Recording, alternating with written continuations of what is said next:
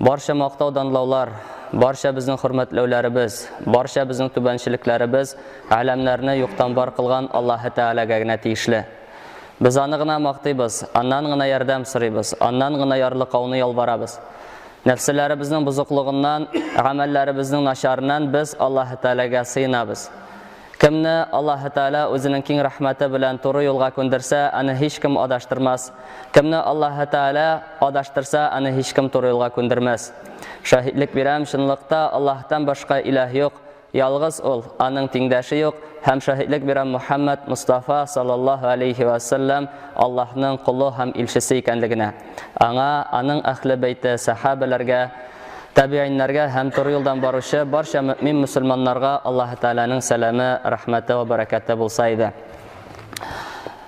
An Abi Hurayrata radhiyallohu anhu qala Rasululloh sallallohu alayhi va sallam بادروا بالأعمال فتنا كقطع الليل المظلم يصبح الرجل مؤمنا يمسي كافرا ويمسي مؤمنا ويصبح كافرا يبيع دينه بعرض من الدنيا.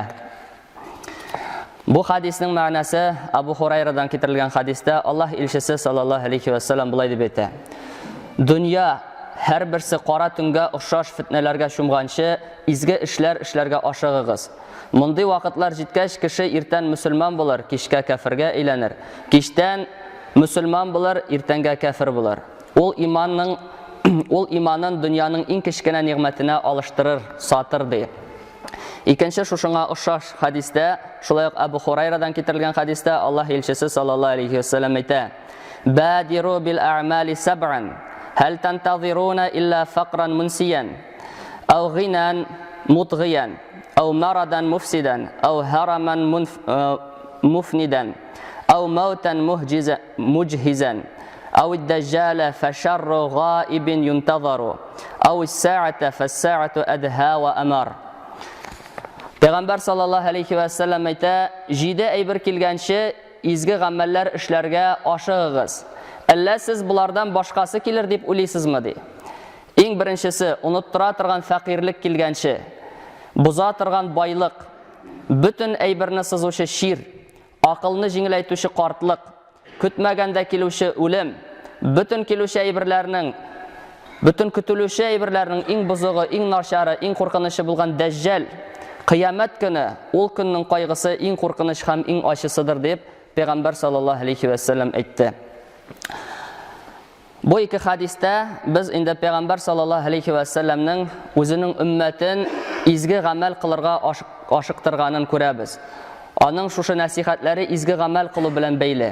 Ham tag'in bir hadisda Payg'ambar sallallohu alayhi va sallam aytdi, bu hadis G'amr ibn G'abasadan keltiriladi.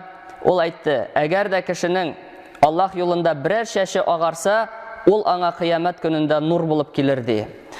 Bu hadisda da Payg'ambar sallallohu alayhi va sallam endi Alloh yo'lida tirishib, nindidir yo'altularga dushar bo'lgan, qayg'ularga erishgan kishilarni maqtay, shusha Alloh yo'lida kelgan har bir aybirni Alloh taolo olishtirib, yaxshiroq aybir bilan olishtirib qaytarganini ko'rsatadi. Shundan da kishi mangilikka toba boruvchi, otlovchi bir musofirdir. Shunga da bu dunyoda qilgan amallari uchun javobli. Bilganimizcha bu dunyoda ul ko'proq izgi amal ibodat qilsa, oxiratdagi o'ng'ishi shuning bilan beyli bo'lar. Chunki izgi amallar uchun Alloh tarafidan bitmas tukanmas ajr savob azirlangan. Izgi amal qilib birinchi shiratda shusha izgi amal qiluvchi kishining o'zi uchun kerak. Birinchi qarashqagina ol boshqa kishiga foyda keltirgan kibik, lekin shunliqda tubdan qaraganda, oyatlarga qaraganda shusha izgi amal qiluv kishining o'zina o'q izgilik bo'lib aylanib qaytashaq. Kishi o'zi o'q muhtojdir shusha izgi amal qiluvga. Alloh Rabbimiz Jasiya surasida aytadi: "Man amila solihan fali nafsihi wa man asaa fa alayha, thumma ila robbikum turja'un." Kimda kim izgilik ishlasa o'zi uchundir. Kimda kim buzuqlik ishlasa o'zina qarshidir. So'ngidan Alloh yonina hisob uchun qaytirsiz deb Alloh taolo aytadi. Shulay Baqara surasida Alloh Rabbimiz aytib ketadi: "Laysa alayka hudahum, walakinnalloha yahdi man yasha." وَمَا تُنْفِقُوا مِنْ خَيْرٍ فَلِأَنْفُسِكُمْ وَمَا تُنْفِقُونَ إِلَّا ابْتِغَاءَ وَجْهِ اللَّهِ وَمَا تُنْفِقُوا مِنْ خَيْرٍ يُوَفَّى إِلَيْكُمْ وَأَنْتُمْ لَا تُظْلَمُونَ. Bu ayetning ma'nosi tubandagichadir. Ey Muhammad alayhissalom, kishilarni hidoyatga soluv sening ishing tugil. Lekin hidoyatga Alloh o'zi tilagan kishini ko'ndirar. Bir yaxshi narsani sadaqa aytib bersangiz, foydasi o'zingizgadir. Sadaqalaringizni faqat Alloh rizoligi uchungina bersangiz, yaxshi narsalardan sadaqa bersangiz, uning haqlari sizga to'lanir, jannat ne'matlari bilan, ham siz oxiratda zulm qilinmassiz deydi. Mana bu oyatlardan anglashilgancha, adam bolasining ishlagan birgina amalida yo'qqa chiqmay, ul uning ajr savobini qiyomat kunida ko'rashak. Alda o'qilib ketgan hadislarga kelganda, birinchi hadisda Alloh elchisi bo'lgan mumkinliklarga g'afil bo'lmasqa qo'sha. G'afil ko'zlik bilan qaramasqa qo'sha. Chunki ko'ribizcha vaqtlar o'zgarib turadi. Alloh elchisi anglatgancha fitnalar jitir. Ham kishi g'adatda jingilgina o'targa g'adatlangan aybirlar o'vraytilirga mumkin. Fitnalar kishiga shunday qorong'ilik olib kelarki, kishi qayda haqliq, qayda yolg'on, qayda yaxshilik, qayda nasharlik ekanini topa olmas. Har kishi o'zi bilangina mashg'ul bo'lar, ularning izgi amal qilirga tilagi bo'lmas. Kishi uchun eng qimmatli aybir iymon qadrini yo'qoltir. Ko'p kishilar narsa ishlaganini anglamaycha ertan musulmon bo'lurlar, kishni kafir bo'lib qarshi olurlar. Yo'sa kishdan musulmon bo'lib, ertanni kafir bo'lib qarshi olurlar. Buning endi sabablari yo'sa shar'iy ilmning bo'lmavi, yo'sa kishining ko'z oldida shusha iymon ahamiyatini yo'qoltuvi. Kishi iymonning dunyoning lazzatlarini olishtirir. Yo'qqina aybirga o'zining shusha oxiratda baxtni garantiyalaytirgan aybirni olishtiruvin endi ko'ramiz endi bugungi kunda. Shunday kishining oyoq ostidan tufrog'i ketgan zamonda iymonni saqlash chorasi ul Alloh rizoligi uchun izgi amallar qiluvdan iborat. Lekin fitna nindigina kuchli bo'lmasin, ul kishiga izgi amal qilirga qilmovshavli olmay. Bundan qo'rqinchroq aybirlarni Alloh elchisi sallallohu alayhi va sallam ikkinchi hadisda sanab ketadi. Payg'ambar sallallohu alayhi va sallam aytdi, mana shu 7 aybir kishiga izgi amal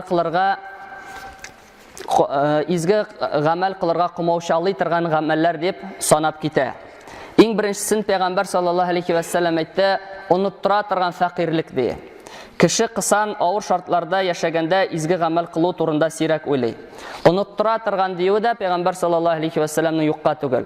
Chunki kishi o'zining shusha ustunda bo'lgan burchlarni o'tav bilangina, shusha o'shin ishqa yolg'ov bilangina butun fikrlarini mashg'ul etadi. Ham uning endi izgi amal qilirga vaqti ham endi o'yida qolmasqa mumkin. Shunga Payg'ambar sallallohu alayhi va sallam endi buni birinchi o'ringa qo'ygan.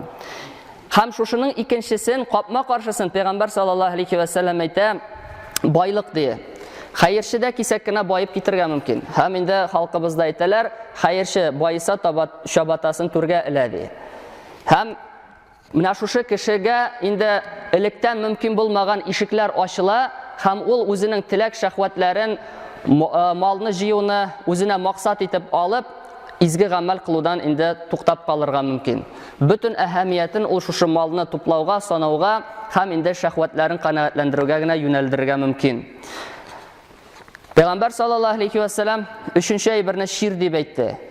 Salomatlikda bilamiz endi kishiga mangiga berilmagan. Sog' salomat kishiningda kesakkina shirlab ketuvi ehtimol. Ko'rib turamiz bugungi kunda yoshlarda yugurib yuritirgan yoshlarda qirla. Bugun bigrakda shusha jamg'iyatimizda onkologik shirlar biqniq jayilib ketdi, yurak shirlari jayilib ketdi.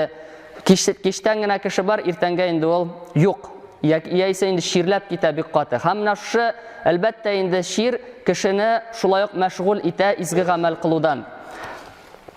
Hatto endi yoshgina kishining da og'ir shirlab Alloh rizoligi uchun tirishudan mahrum qolgan uchroqlari bek ko'p bugungi kunda. So'ngidan Payg'ambar sallallohu alayhi va sallam qortliqni aytdi. Qortliq shodlik tugil degan maqoli bizda. Ko'p kishilar ularni dinga undi boshlagach, iymon keltiruvni, namoz o'quv, amal ibodat qiluvni qortliq kunini qoldira. Baqsan qortliq o'zi bir sinov ekanligi oshila. Butun yoqlabda mumkinchiliklar kesakkina endi shiklana. Акыл ягыннан да, сәламәтлек ягыннан да, көч ягыннан да. Электән җимереп эшли торган әйберләрне кеше инде картайгач бик авырлык белән генә үти башлый.